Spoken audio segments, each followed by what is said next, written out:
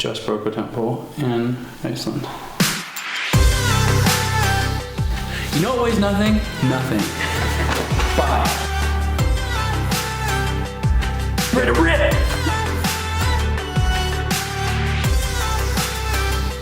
So these were my other skis from the last crossing in Antarctica, and I thought I was getting everything sized the exact same. Turns out these are a little bit shorter. A little bit longer is better for glide, but I'm leaving tomorrow, and it took me 2 months to get these. So, kind of my only option at this point. The advantage of slightly shorter ski is once you get in the Sastrugi, so the big sort of pressure ridges and cracks in Antarctica, it's a much easier to maneuver with a shorter ski. Also, a shorter ski is gonna be a little bit less weight, so each time I'm kind of picking them up and moving them, there's gonna be a little bit less mass to them. Maybe the equipment's not exactly dialed, but I'm not letting that get me psyched out. There's so often you can say, oh, that's an excuse, I didn't have the right bike, I didn't have the right skis, I didn't have the right this, right? And of course you're trying to optimize that, but this is what I'm there with, so I'm not gonna let it psych me out, and I'm like, you know what? I'm gonna get on these skis and let them rip! It's so funny, I was like, I'm gonna get a new sled, I'm gonna do this, whatever, and I'm like, well, I guess I'm just using this sled. This is a shock absorber for my back. So every time I'm pulling off of this, so the rope jostling me, it actually creates a little bit of a shock in the system when this is attached to my harness. It's the same only base layer I wore the entire time across Antarctica before. And if you can see here, I had the shirt extended longer so that when the wind is blowing, my crotch is covered. In the polar regions, there's this thing called polar thigh. It's actually like been the cause of probably some of the worst injuries in all of Antarctica. There's a couple articles, Explorer's Web did one that I saw recently, and it's nasty. I mean, like big, huge sores. It's like something's going all the way down to the bone. Like, I mean, it is like brutal. It's like worse than a burn injury, worse than like frostbite. It's gnarly. There's a lot of different kind of questions as to what actually causes it, but one of the things is that we have more fat on our quads, and we're getting direct wind against it, and a direct wind over, you know, days and days and days of time starts to create what's called polar thigh. And this has been the end of many expeditions in Antarctica. People have ended up hospitalized. People have ended up, I think, having to get skin grafts to recover from them, and it can be a really bad injury. And so for me, I use the longer base layer, and I'm also trying to locate my snow skirt in my bins here. I have some like old neoprene stuff and other, you know, somewhere. Oh my God. Right where I left it. Right under the water heater, right where I left it. Perfect. My literal mantra with this expedition is less is more, less is more, less is more. So every single thing that I'm going through right now, I'm looking at it and being like, is this, even when I did my long crossing, like I took too much stuff. And so I am looking, anything that makes it onto that area is like purely essential and like nothing extra. These, not coming with me. Only these. Seems like nothing, but all the less weight I can bring. You know what weighs nothing? Nothing. Bye. Gore-Tex, not bringing. I know that sounds crazy, but I actually don't need Gore-Tex in Antarctica. It's not wet. This is my original Antarctica harness, but this actually did take a beating. There's ripped parts of it. This is ripped off of it. This broke, so I replaced it with the identical new harness. My new harness. My harness actually this time won't get as beat up because last time I was pulling 375 pounds and there was just so much force coming through the harness. Fingers crossed I have a much lighter sled this time. Not fingers crossed, it's up to me. Some people love this shit. Not me. The packing part? You know, the gear part. DIY compass mount.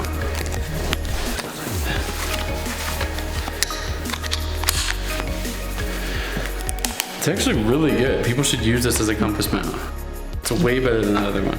Mostly I'm trying to save weight out here, but I'm actually going with this heavier, more robust shovel than this one. This is the one I took to Antarctica before. It extends quite a bit longer. And one of the things I know from pulling my sled super long days is my back gets super sore, and the short length of this is actually tough. But more than anything, it's actually I found in Iceland with really icy conditions, I wasn't able to actually get much snow with this shovel. There's just not enough leverage, and I was afraid I was gonna snap it because it's so lightweight in carbon.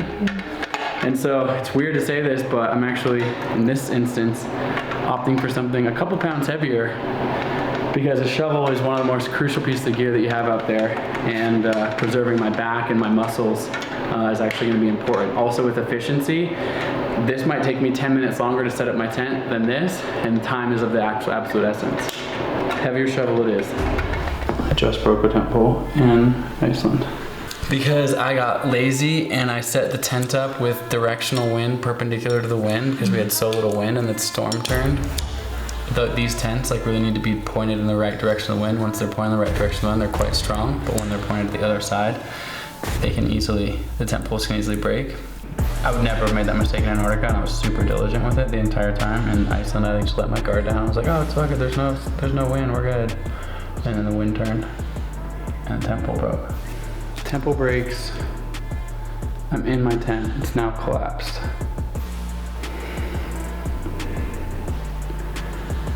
I think the first thing to do is put on my boots, put everything on, and take everything down, pack up my sled, and start moving so I get warm. It's probably gonna be really fucking brutal conditions if my tent just snapped. But then you've got broken tent pole. And the only way to re-rig it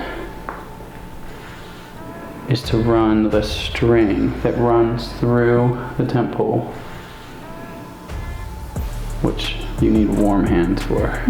Really fucking hard to do in a storm. Dangerous too.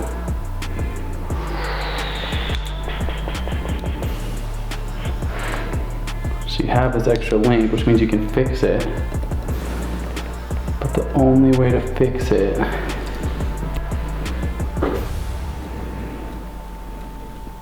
is with bare fucking hands. You need to like take this rope like out of here and re-string it back through all of these things, which like is almost an impossible task with gloves on. And if you touch these tent poles when it's -40, you'll like instantly frostbite your hands. It's just the tent pole's broken and the rope's not cut. You would get this piece out, put it over the broken part, tape it, get your tent back up. But then you wouldn't be able to still do what you need to do because you couldn't fuck with the thing while it was partially up.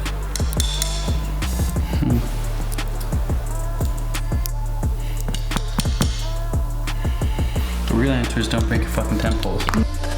In such an extreme environment, usually you think to yourself like, wow, the stakes are out here, I could die. I should probably have a backup of this or a backup of that.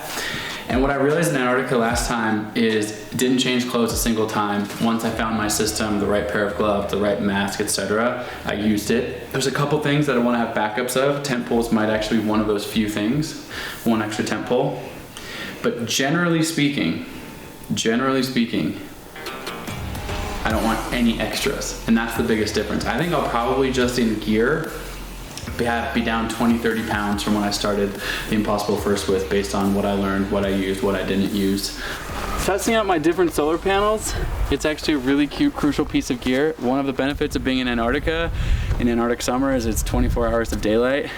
But I'm going completely dark on this expedition, so before I would have not super long phone calls, but phone calls back home, talked to Jenna a lot on my last expedition, but this time I'm going inward. So other than the voice recording that I'm gonna send out every single day going outward, I'm not gonna talk to anybody inward, which means that I'm actually technically going to be needing less batteries because I won't be using my sat phone and some of the other electronic devices. For example, when I was sending pictures out to social media, I had to have my sat modem running. I won't have any of that with me this time because I'm going deep, deep, deep, truly in solitude into my mind, body, soul.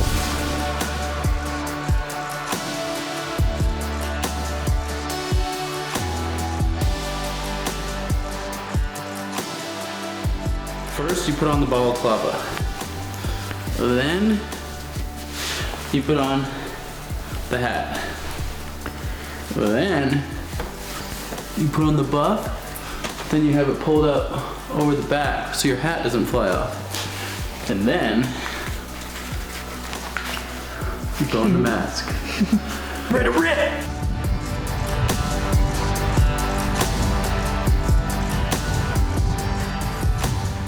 Closed system. Oh my No God. skin exposed. Just feel like this is small. How's that look? Good. 9 o'clock at night. Been out here for about 12 hours. Making, I think, some good progress. It still looks like organized chaos, but it's actually closer to the end than to the beginning. Everything on here is all of my clothing that I'll have for the entire time, and that's it. Most of it I'll be wearing pretty much 24/7 the entire time as well. So, one base layer, bottom top, my outer suit. The main thing is a big jacket, few pairs of gloves, goggles, and that's all I'm taking. Less is more.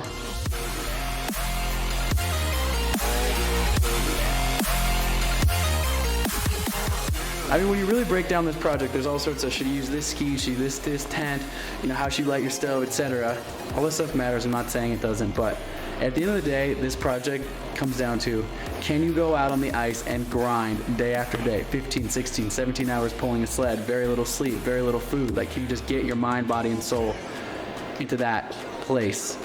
Enemy one in the mind. It's all about mindset. Can you just go deep into your mind and grind in the harshest, most brutal conditions, all of them?